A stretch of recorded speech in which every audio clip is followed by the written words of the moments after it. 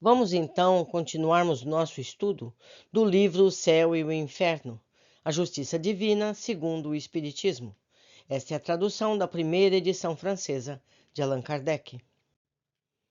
Príncipe Oura, Bordeaux, 1862. Espírito sofredor que se apresenta com o nome de Oura, outrora príncipe russo. Pergunta: gostaria de dar alguns detalhes sobre a sua situação? E ele diz: ó, bem-aventurados os humildes do coração, porque é deles o reino dos céus. Orai por mim. Bem-aventurados são aqueles que, humildes de coração, escolhem uma posição modesta para enfrentar as suas provas. Não sabeis, todos vós, a quem a inveja consome, a que estado está reduzido um daqueles a quem considerais como os felizes da terra. Não conheceis as brasas ardentes que lhes amontoam sobre as cabeças. Não avaliais os sacrifícios que a riqueza impõe quando queremos dela obter a salvação eterna. Que o Senhor me permita, a mim, o orgulhoso déspota, espiar entre aqueles que oprimi com a minha tirania os crimes que me levou o orgulho a cometer. Orgulho!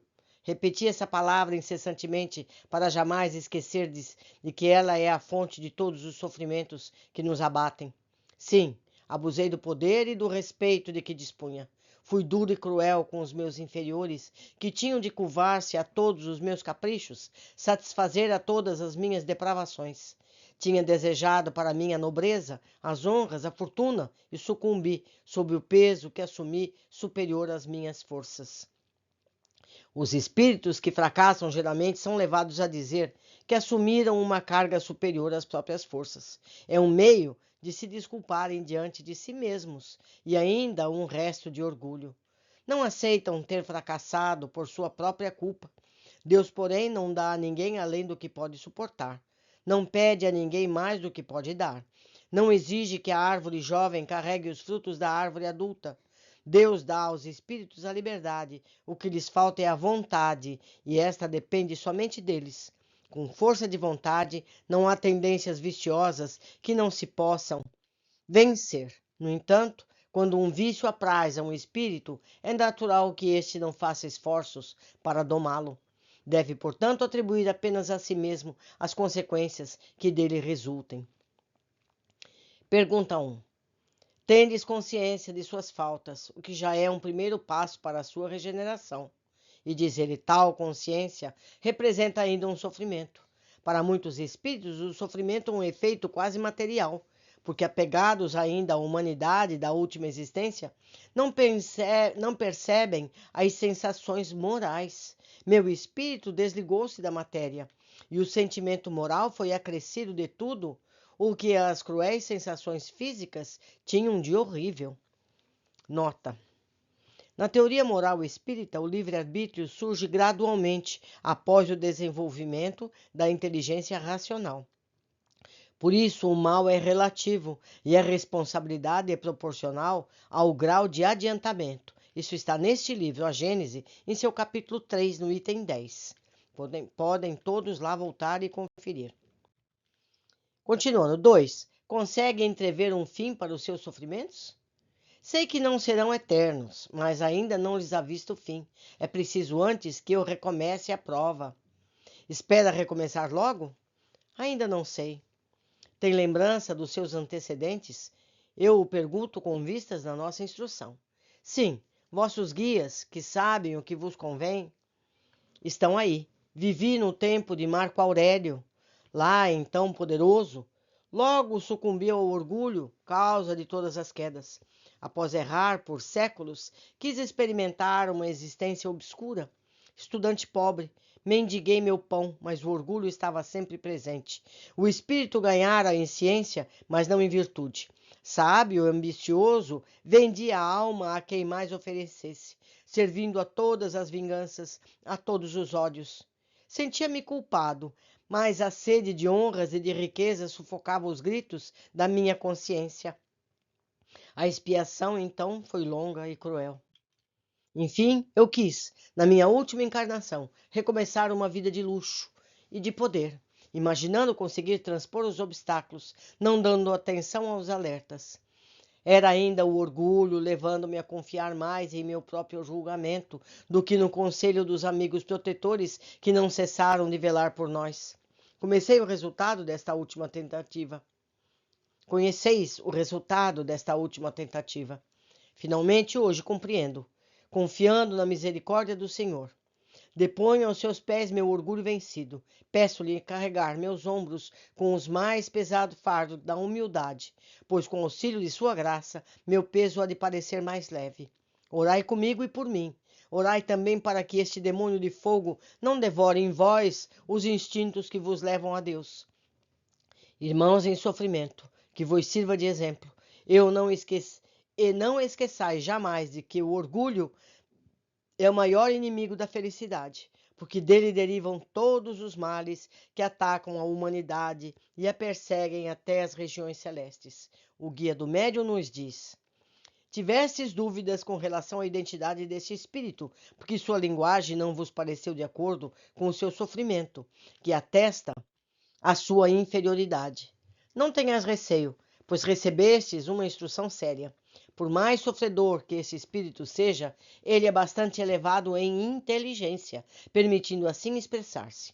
Falta-lhe apenas humildade, sem o que nenhum espírito pode chegar até Deus. Essa humildade ele está adquirindo agora. Esperamos que com perseverança saia o triunfante da nova prova.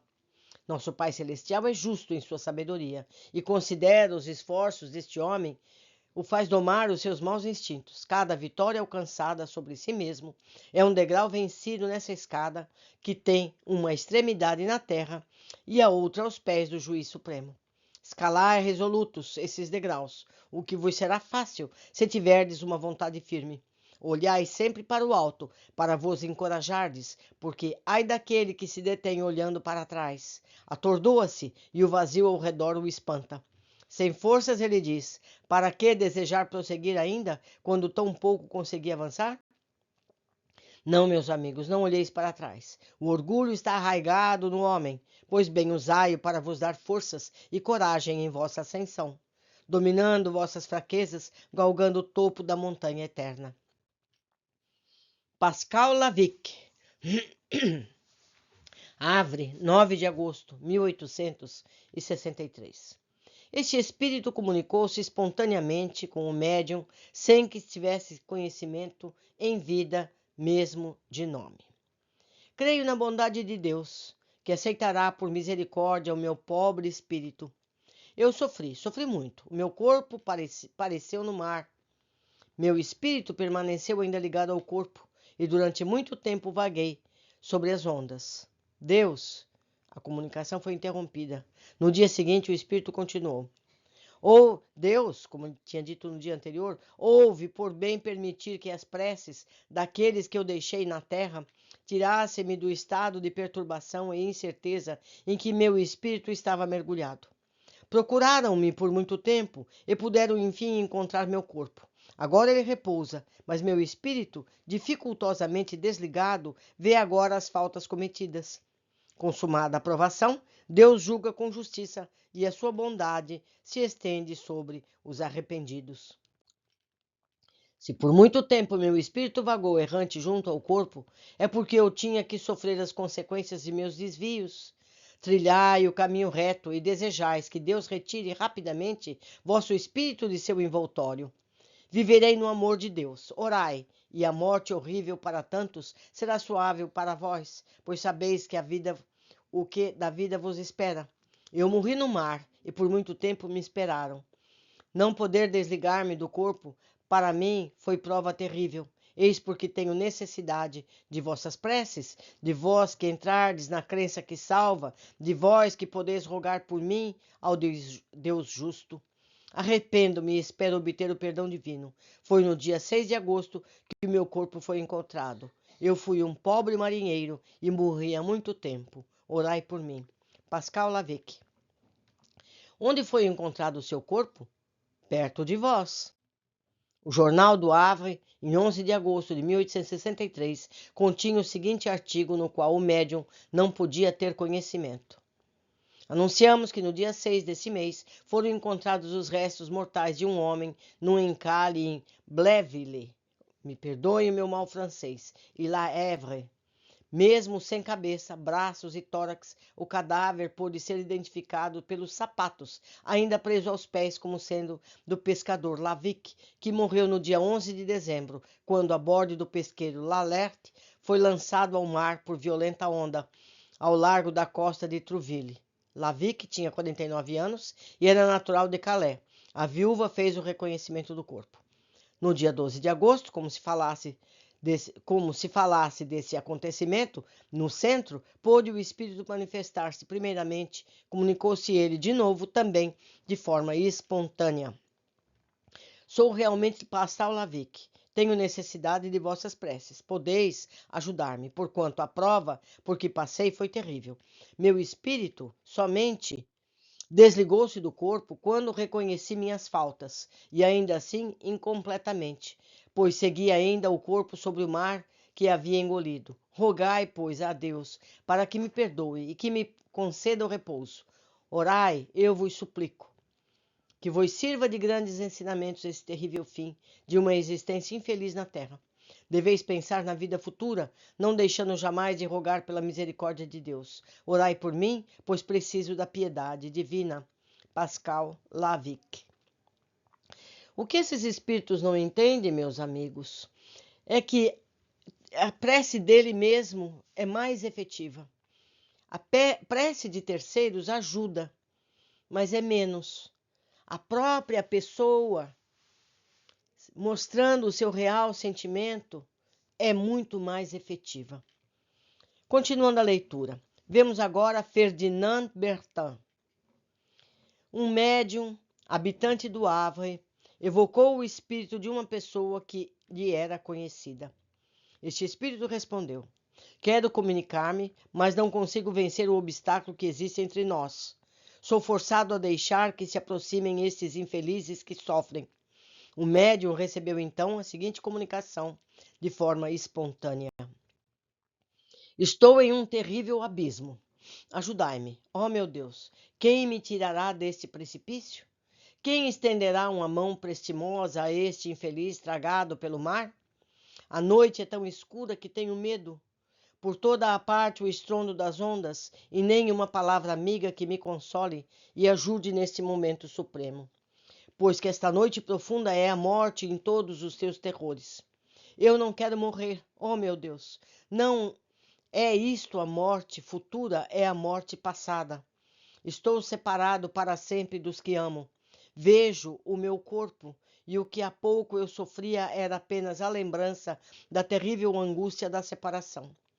Tende piedade de mim, vós que conheceis meus sofrimentos. Orai por mim, porque não quero voltar a sentir, como tem ocorrido desde a noite fatal, todos os sofrimentos da agonia. Essa, porém, é minha punição, e eu a presinto. Orai, vos suplico. Ora, o mar, o frio, vou ser tragado. Socorro. Tende piedade, não me empurreis. Conseguiremos salvar-nos os dois, seguros aos destroços. Oh, afogo-me. Serei tragado pelas ondas, e os meus não terão nem mesmo o triste consolo de tornarem a ver-me. Mas não, meu corpo não é mais sacudido pelas ondas. As preces de minha mãe são ouvidas. Minha pobre mãe, se ela pudesse imaginar seu filho tão miserável quanto de fato o é, haveria de rogar mais. Ela crê, porém, que a causa da minha morte santificou o passado. Ela chora por mim, como se eu fora um mártir, e não o infeliz e castigado que sou. Ó, vós que sabeis, sereis impiedosos? Não, vós rogareis por mim. François Bertin. Temos aqui uma nota. Tanto a primeira, 1865, quanto a quarta, 1869, edições francesas, o espírito aparece no início da comunicação com o nome Ferdinand Bertin e no final com o François Bertin. Foi uma nota do tradutor.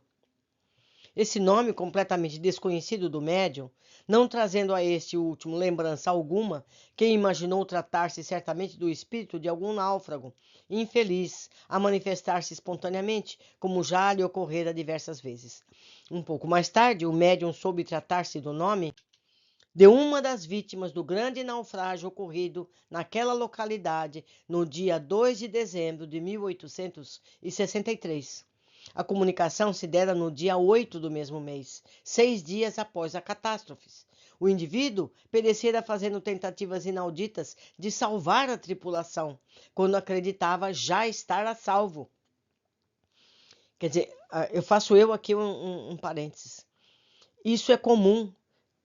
A pessoa morre, não percebe que morreu, e ela continua trabalhando, agindo como se viva estivesse. Então ela não conseguia salvar mais ninguém porque ela não tinha mais corpo físico para fazê-lo. De volta ao texto. Este homem não tinha com o médium nenhum laço de parentesco, nem mesmo o conhecia. Por que então manifestou-se a ele em vez de algum membro de sua família? É que os espíritos não acham em todas as pessoas as condições fluídicas necessárias para tal. Aliás, na perturbação em que se encontrava, não tinha liberdade de escolha.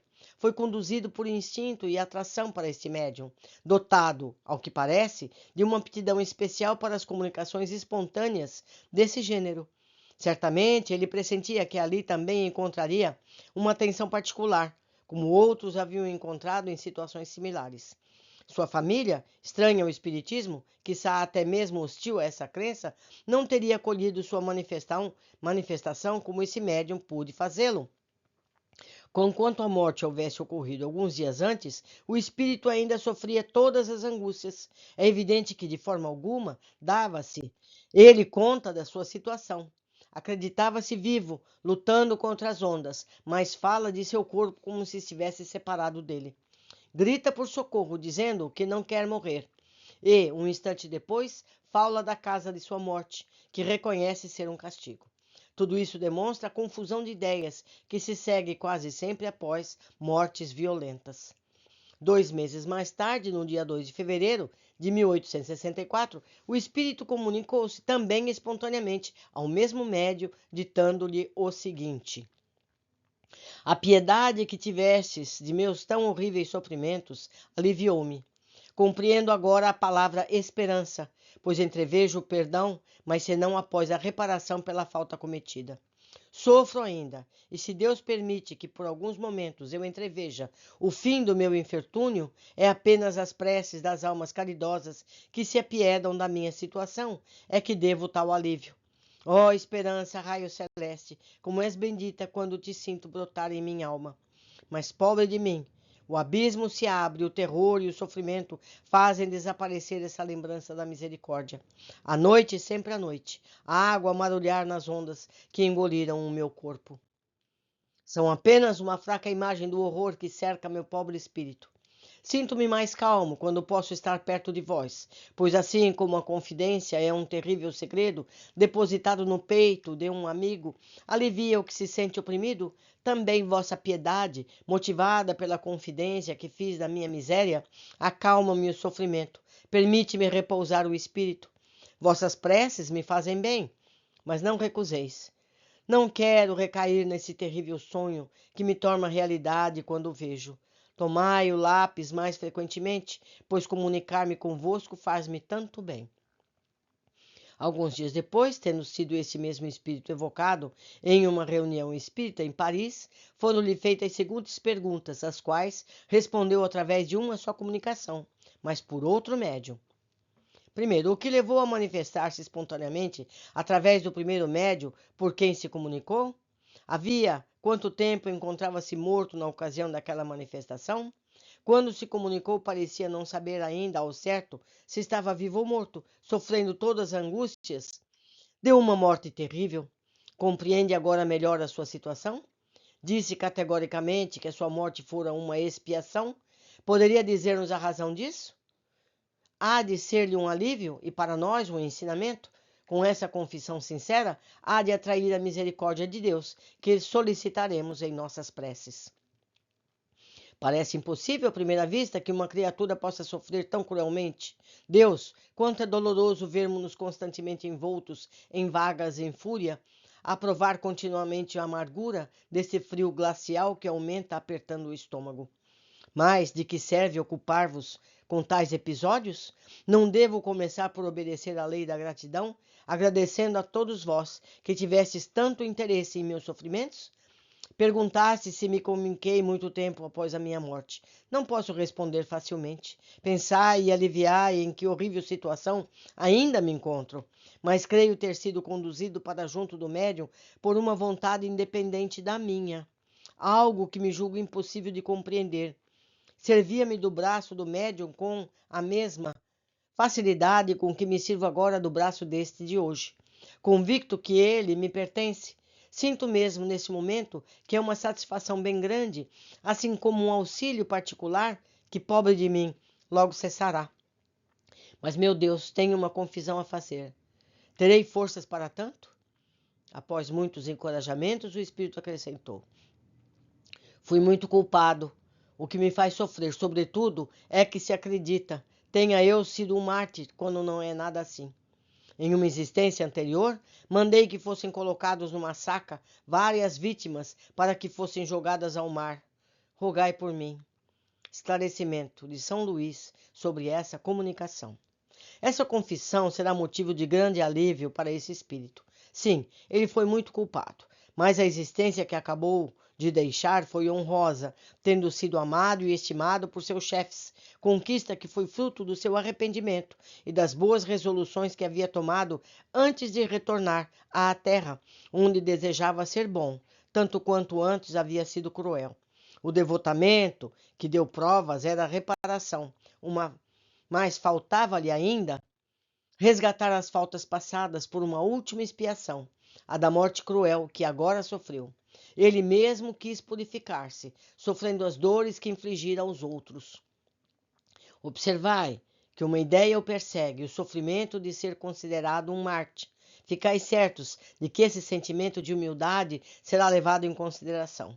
Doravante ele deixa a estrada da expiação para entrar na da reabilitação. Através de vossas preces, podeis sustentá-lo, fazendo com que nela marche com passo mais firme e decidido. Temos aqui uma nota. Repetir as circunstâncias que antes fez aos outros sofrerem, em sendo uma escolha do próprio espírito, não se trata de castigo, enquanto imposição deliberada, como ensinam equivocadamente os dogmas. É um exercício consciente da liberdade pela vontade autônoma de superar a imperfeição que o aflige a reabilitar-se para o bem.